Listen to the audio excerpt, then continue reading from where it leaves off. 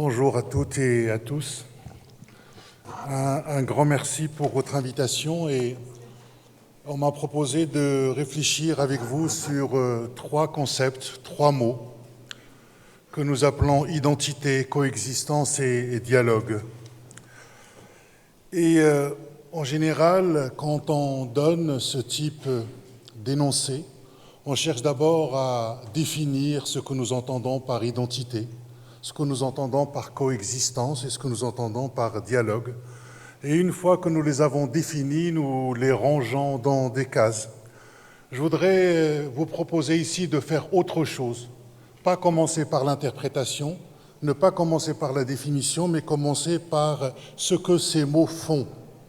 Tout simplement, pas leur sens, mais la manière dont ils opèrent dans le réel.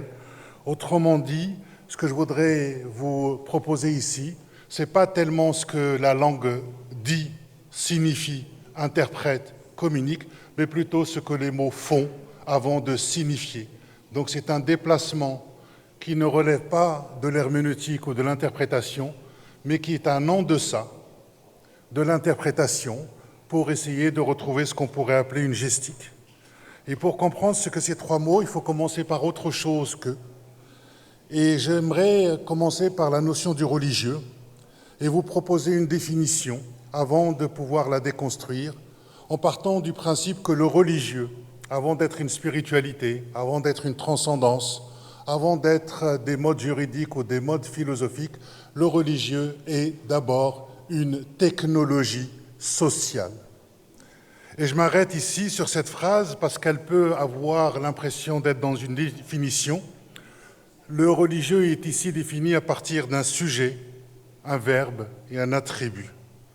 On dirait que je range le religieux dans une nouvelle boîte, mais ce qui est très important, c'est d'avoir ce qu'il fait. Et quand je dis technologie, je ne dis pas ce que le religieux est, je dis ce qu'il fait au corps, ce qu'il fait aux sociétés. Il fabrique, il construit et il opère. Et une technologie, ce n'est pas une essence, c'est un outil en train de travailler. Et quand je dis social, je désigne le matériau sur lequel ce travail va s'exercer, en sachant que le religieux va s'exercer sur le corps, sur les liens, sur les rythmes des vies des êtres humains vivant ensemble. Et donc, ici, la définition, ce n'est pas ce qui nous intéresse, mais c'est plutôt le contenu d'une opération. On ne dit pas ce que le religieux est, on décrit la manière dont il est en train de travailler. Et le religieux travaille d'abord contre quoi ? Le religieux travaille contre l'entropie.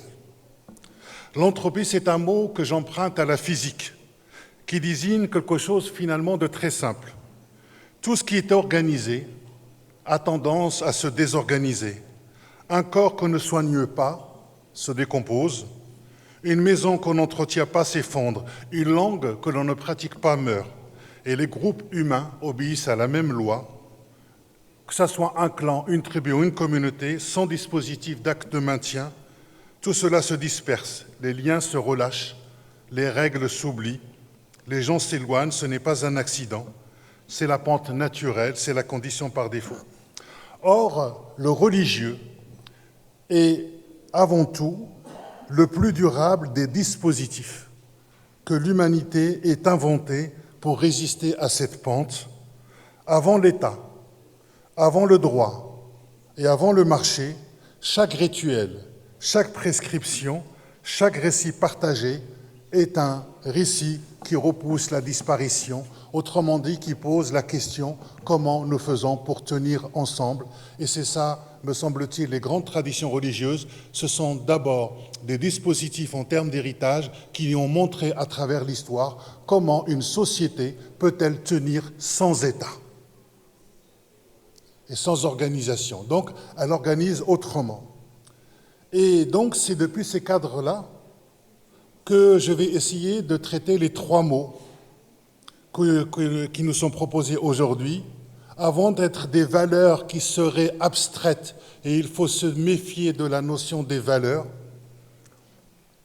L'identité est d'abord un geste de découpe c'est un geste de séparation.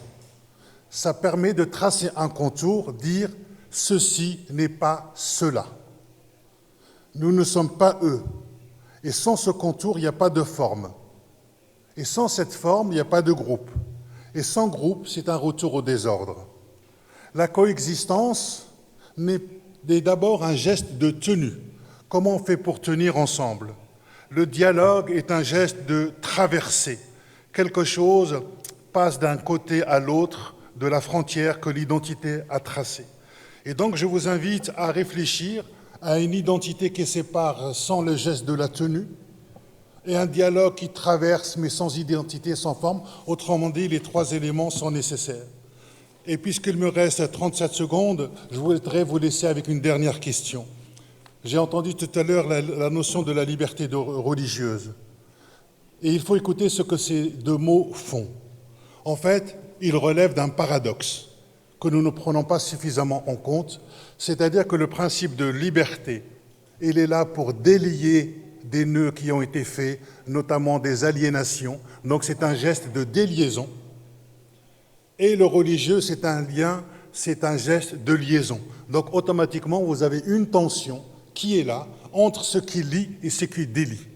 Et si on prend uniquement la notion de la déliaison en termes de liberté, nous perdons le caractère de la technologie sociale du religieux en liant. Mais si nous prenons uniquement l'élément du religieux comme technologie sociale qui lie, nous oublions, ça crée de la contrainte.